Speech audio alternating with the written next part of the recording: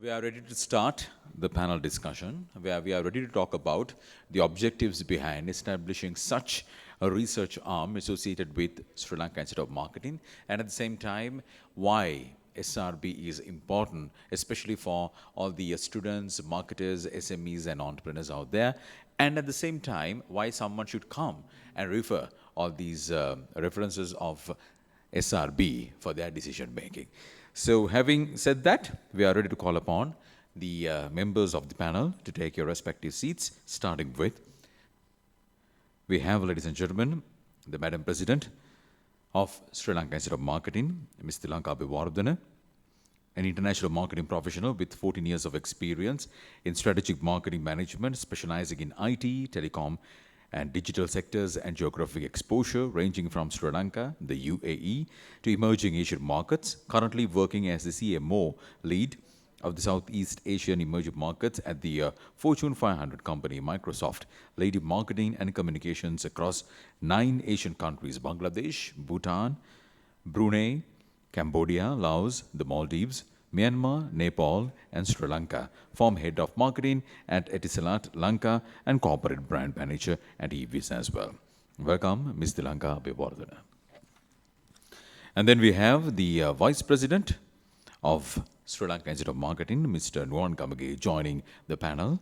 With over 20 years of experience in the apparel, cosmetic, and beauty industries in Sri Lanka, as well as international markets, presently serves as the head of corporate affairs and communications and sustainability at Arinma Holdings Private Limited, the largest climate resilient infrastructure development conglomerate in the region.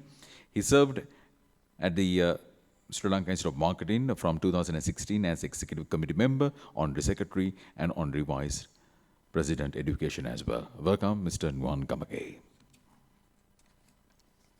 And one final panelist joining the forum, ladies and gentlemen, Dr.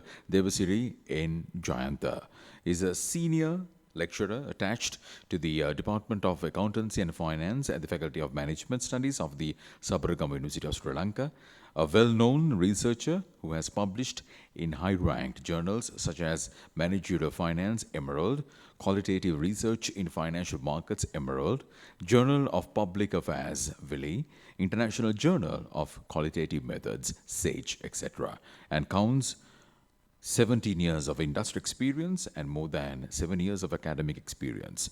Welcome, Dr. Devasiri N. Jayanta. Right. So the first question will be to the lady in the middle. Ladies first, as always. Madam President, you've been the first lady president of the Institute for the last 50 years of existence. This is the first ever time that the apex body for marketing in Sri Lanka, SLIM, is having and establishing such a research bureau. What is the reason behind? Thank you for that question, Dushan. I think though we are launching it today, I must say this has been part of our mandate, and this thought was in our mind for a while, and the foundation, some of the key steps towards this day today were taken last year. So I must mention our immediate past president, Roshan. In his year, we laid some foundations, and which led us to this day today. So coming to your question, Dushan, I think if you look at the mission, that why we exist as a national body for marketing, we are supposed to drive and encourage the economic prosperity of the country, in simply put. So in doing that, I think it's really important that we encourage, it's part of our mandate, it's our job, that we encourage marketers and students, entrepreneurs, SMEs, make informed and insights-driven decisions. So we have been doing this, or rather encouraging research in multiple ways, even though we did not have a division. So whenever you look at our national awards platforms such as Brand Excellence, and even FE to NASCO, all that, we always encourage our applicants to, we question and ask, what is your rationale, what's your thinking, what are the insights that drove you to make these business decisions? So we have been in this front, but we believe that as a part of our 5-year strategy, we need a entity, and we need a dedicated arm which will be looking at insights and also supporting the fraternity and also SMEs and entrepreneurs in making insights-driven decisions. So, in brief, this is our mandate, so we should be doing this. So, though we are launching it today, as I told you, number of years, we have been paving the way to this day.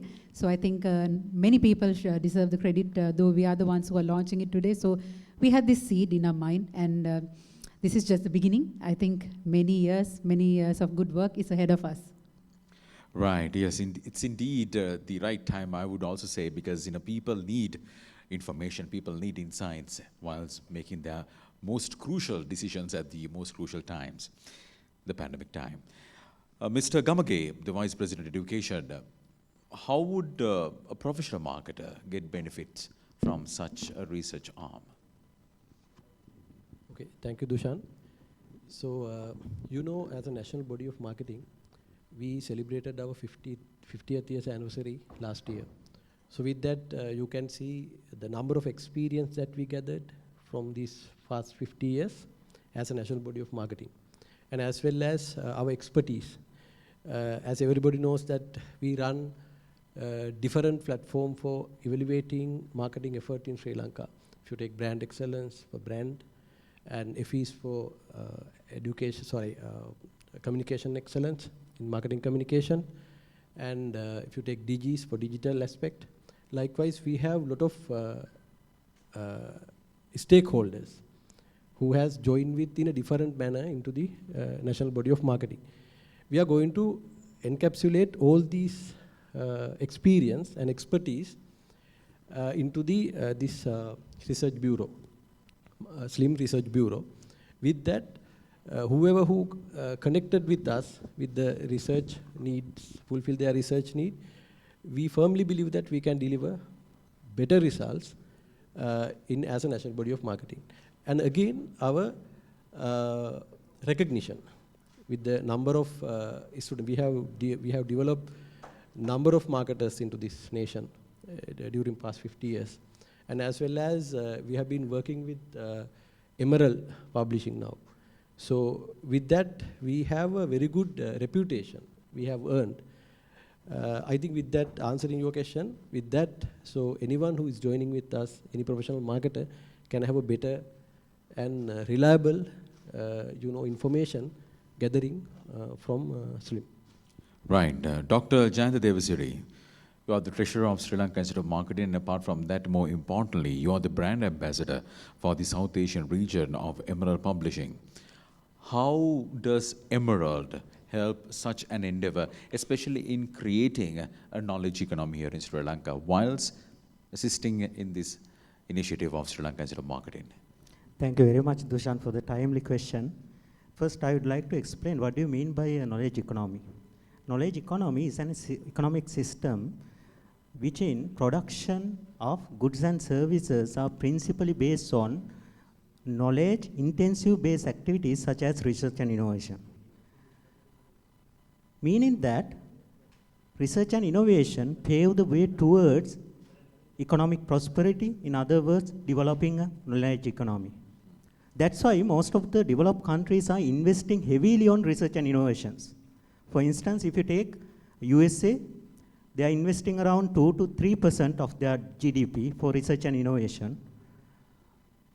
If you consider about Sri Lanka, as CEO mentioned, so we are investing around 0.1% to 0.25% of our GDP for research and innovation. That is a minimum, allocation compared to the other regional countries in the South Asian region. If you consider about India, they are investing around 0.6% of their GDP. Nepal, they are investing around 0.3% of their GDP. So we are investing around 0.1% to 0.25% of our GDP. That is just because of the poor generation of revenue, so we can't manage our expenses. So coming back to your question, in developing a knowledge economy, as Emerald, we believe that it is our primary responsibility to support countries in order to develop knowledge economies. In terms of that, So we are supporting countries in terms of developing research infrastructure while enhancing researchers' skills and competencies across the region. For instance, if you take journals published by world-leading publishers, it could be subscription-based. Here, either authors need to pay for the publication, or else readers need to pay in order to access the content. Sometimes authors and readers both need to pay. So as Emerald Publishing, we recently established a mechanism called Emerald Open Access platform, where authors and readers both are free. So they can access, they can publish free of charge. So we at SLIM implemented the South Asian Journal of Marketing in the same manner, where it is free for both authors and readers. So that support in developing a knowledge economy. In addition to that, if you consider about world-leading institutions, academic institutions such as IIT, IIM, they are also incorporating that model. So we are introducing this model to other countries as well. In addition to that, we do have different programs in order to uplift the researchers' skills and competencies as a part of developing a knowledge economy. So in developing or enhancing or uplifting researchers' skills and competencies, so we recently launched a program called Writing Impactful Research Program in collaboration with the Sabaragama University of Sri Lanka. So through that, so there are about 2,000 participants across the South Asian region. 2,000 researchers are participating for that program. That is a pre-program that is in order to uplift the skills and competencies of the researchers in the South Asian region. So similarly, we do have different programs in other countries as well. So for your knowledge, we are implementing another program in collaboration with Sri Lanka Institute of Marketing. So in uplifting the research skills of the postgraduate students, so that program we are going to launch within the course of next month period. Right. So thank you very much, Dr. Jayanth Devasiri, for your initiatives in Sri Lanka, especially through Emerald Publishing. And Madam President, as Dr. Devasiri mentioned, it's about the knowledge economy. And in creating a knowledge culture, SLIM, being the national apex body for marketing in Sri Lanka, has a bigger role to play. If you are to talk on that line. Yes, definitely. So let me start from where Dr. Jayanth stopped, where talking about the knowledge economy. Some people might say the knowledge economy is a buzzword, you know. Everyone is saying you have to build a knowledge economy. What does it actually mean? But if you really, break it down, what a knowledge economy is, it's simply like 4 pillars. So one, you need human capital, very capable, knowledgeable, educated, skillful human capital, which is like the first pillar. Then you need proper ICT infrastructure. And then number 3, you also need to have like policy side of support so that you are encouraging a knowledge economy. And the 4th pillar is, as Dr. Jayanth rightfully mentioned, research and innovation. So when you look at these 4 pillars, we as the National Body for Marketing, we are directly responsible for 2 of those pillars. One is the education and training, and the other one is research and innovation. That's human capital and research. Exactly, that is the human capital, the education side of it. And then the next one is the research and innovation. So in looking at this approach, so then when you break it down, you understand driving a knowledge-based economy really comes down to knowledge and making sure our human capital, our population has the right future-ready education, future-ready skills, and making sure our human capital actually understands how to get the maximum out of what they learn. So I think we have a good education system, no question about it. There is freedom for everyone, there is free education system, but we also have to make sure we are encouraging our youth and also our school system to take risks and have an entrepreneurial mindset. I think when you say the moment the entrepreneurship, everyone thinks that you have to, quit doing a job and you all have to be like entrepreneurs. But it's actually a mindset. Exactly. You don't have to be, we encourage startups, definitely, not to say no to that. But entrepreneurship or rather entrepreneurial mindset can be for anyone. You can be a student and have an entrepreneurial mindset. You can be an academic and have that mindset. So I think as a National Body for Marketing, especially we stand for marketing, where we have a job to nurture and encourage and our population to do that. And also research and innovation pillar, which is, as you can see, why we are launching it today with the Slim Research Bureau. We want to encourage that. Let me tell you a small example. Now, brand excellence, which has been our platform for recognizing and elevating the bar for our brands, had been in existence for so many years. And when we look at the SME category, we always see SMEs struggling. The moment that we ask, what were the insights or the research that your decisions were made? There's a lot of gut work, which is good. I mean, we are not here to, say that gut work is bad. A lot of great things have been done on that. But can you sustain your business because of an accidental success? Or do you really have the right insights and information for your business continuity and sustainability? So this is an example, brand excellence. For many years, we have seen how SMEs struggle for data, and really probably there is a role that we have to play and give this information freely available. As Doctor also said, have open platforms so that we are encouraging to have that. So before I conclude, coming back to the knowledge economy, that question, Dushan, I think education, you need to make sure you have future-ready education, future-ready training, and research and innovation, proper ecosystem.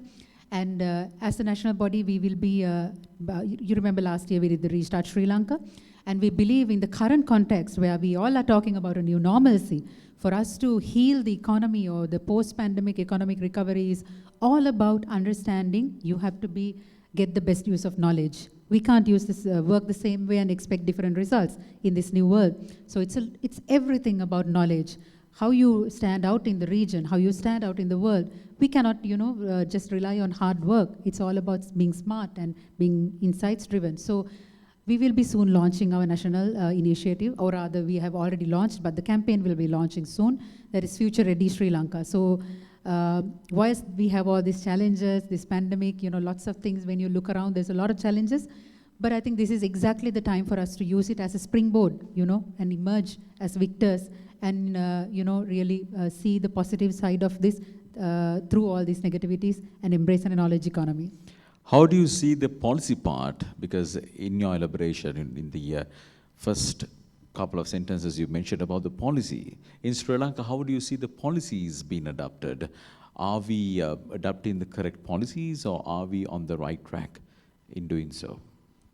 Okay, I think we definitely have the right thinking. So if you look at the manifestos and the kind of the discussions that we have been having throughout, I think we are definitely in the right direction, but there's a lot of work that is ahead of us. I think. You mean as a nation? As a nation, of course. And I think the policies also have to get revised and improved and enhanced and evolved based on the changes of this dynamic world.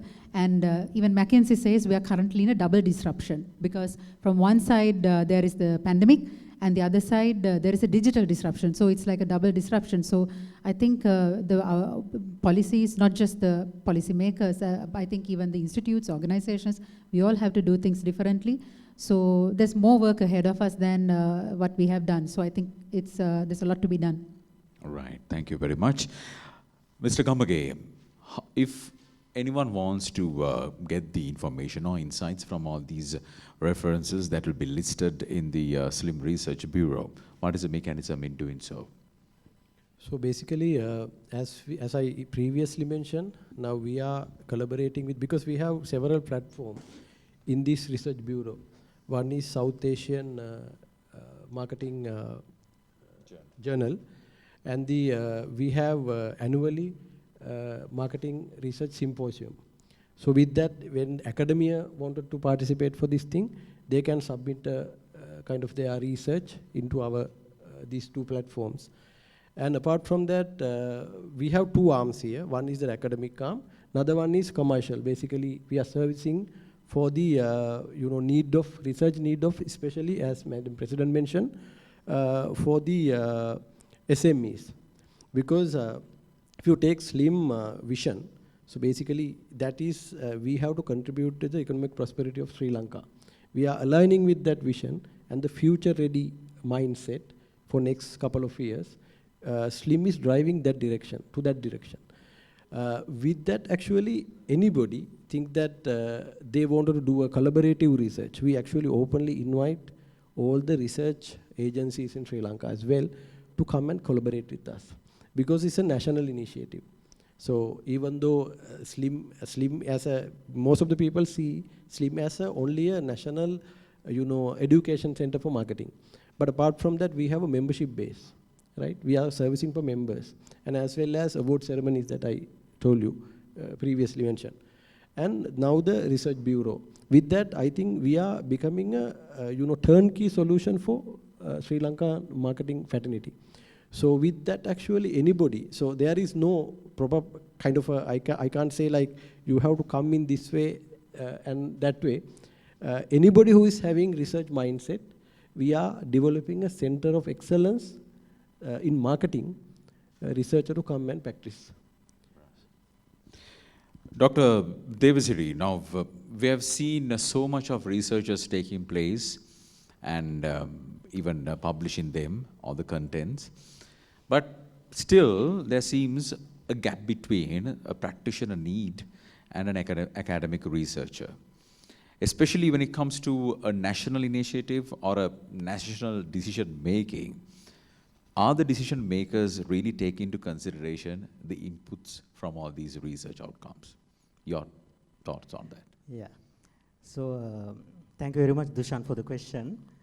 Recently, World Economic Forum conducted a survey in order to investigate what extent the academic industry partnerships are existed in the world.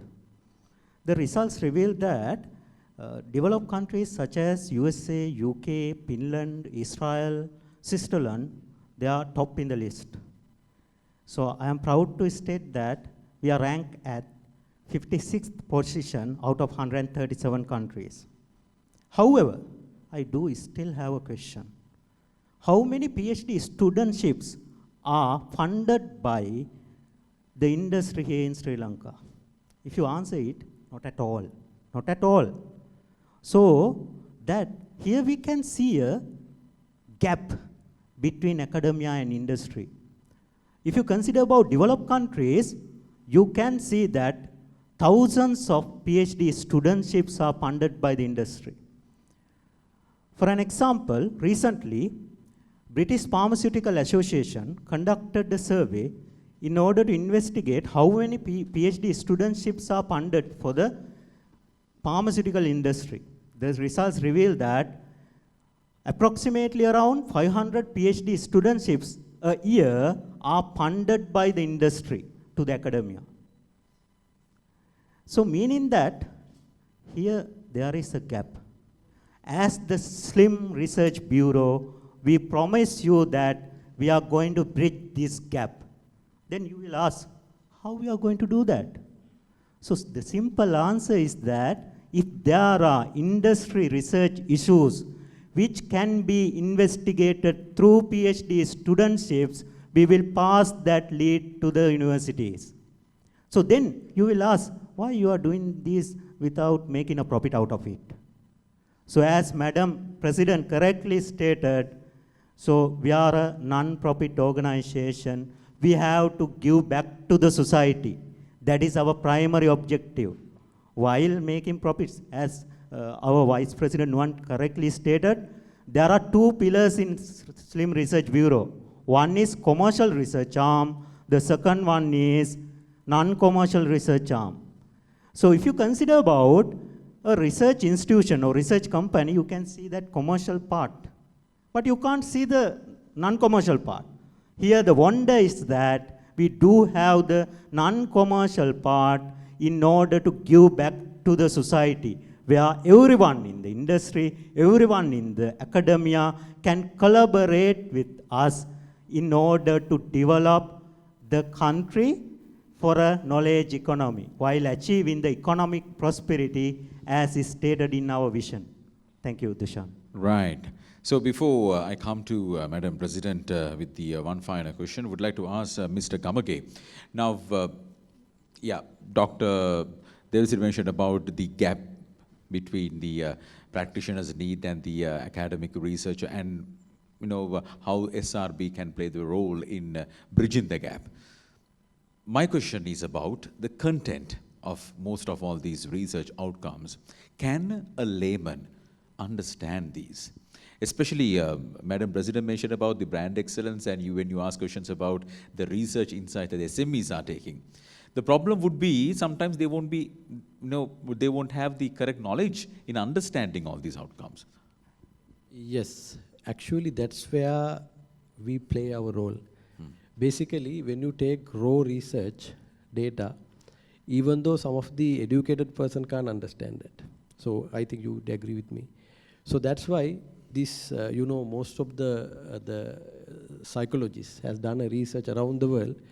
So you can have a much better understanding in visual language than the data language.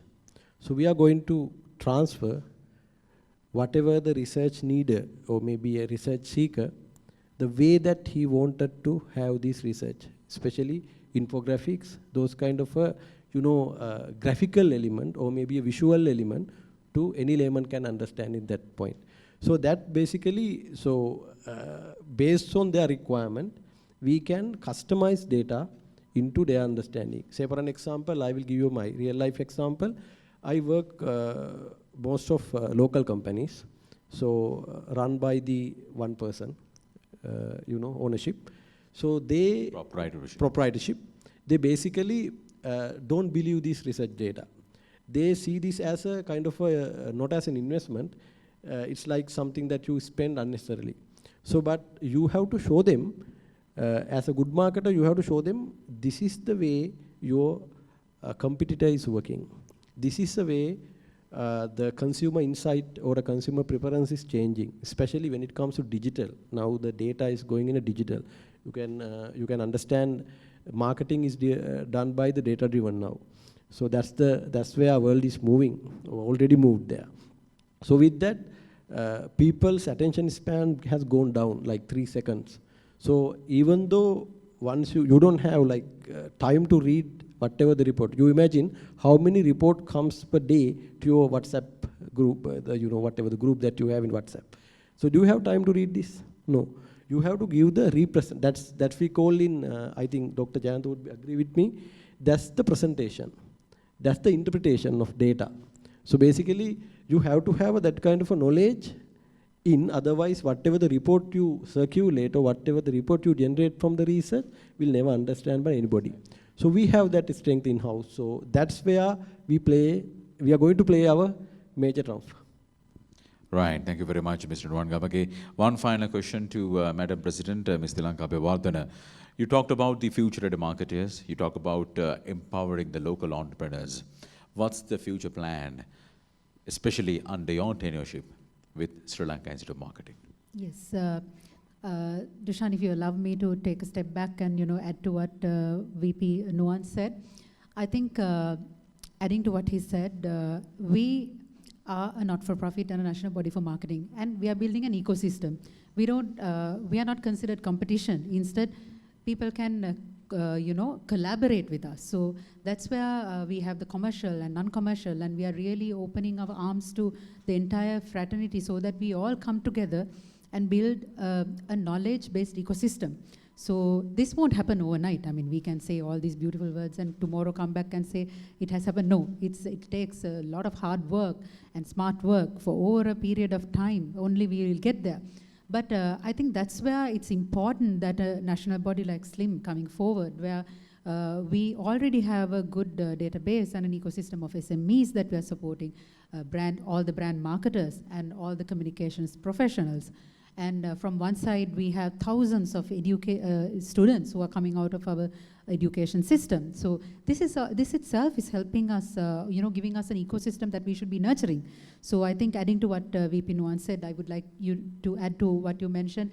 If an SME or someone feels that, how am I going to do that? I think that comes back to us in a way how we visualize data and how we keep harping and emphasizing on the importance of, if you want to succeed, we have to do that. And it doesn't always have to be like sophisticated research. I mean, sometimes if you stand, I mean, even if it's a small grocery, your research is about who walks into your place or something, it's the having that mindset where you are open to understand and, get into research and insights in a way within your scope. So that is, I wanted to add to what VP Nuwan said. And then coming back to this year's plan, Dushan, I think our Future Ready Sri Lanka plan has again 3 pillars for SLIM. So the first one is we are transforming SLIM internally. We are making Future Ready SLIM in terms of our digital transformation, our systems and people. We are restructuring many areas in a good way, and we are revamping SLIM so that we are ready to, if we are to drive Future Ready, we have to be Future Ready. So we are doing that. And secondly is the stakeholders. And this is one of the initiatives, launching SLIM Research Bureau today, and you will see us launching some new education products for students to be future ready. And you will, I think, I don't want to, steal all the, glamour of the future of the things we launch, but the second pillar is all about the stakeholders. And third pillar is where I mentioned about the campaign, where we will be also bringing out a national campaign that puts everyone together on this framework, or rather we are going to challenge and request them. We can't continue to do the things that we have been, the way you have been doing. So it's time to do things differently, time to think new, time to embrace innovation. So that will be our third pillar. So everything we do will be aligned to these 3 pillars. So I just mentioned a few things that we do, but it's all going to be about making sure our future generations will be future ready, and also our stakeholders are having the right knowledge and the future ready knowledge and skills that they require. Thank you very much, Ms. Tilanka Abeyewardena, President of Sri Lanka Institute of Marketing, Mr. Nuwan Gamage, Vice President Education, and Dr. Jayantha Debasiri, the Treasurer of Sri Lanka Institute of Marketing, for your valuable insights on this initiative of the launch of SLIM Research Bureau.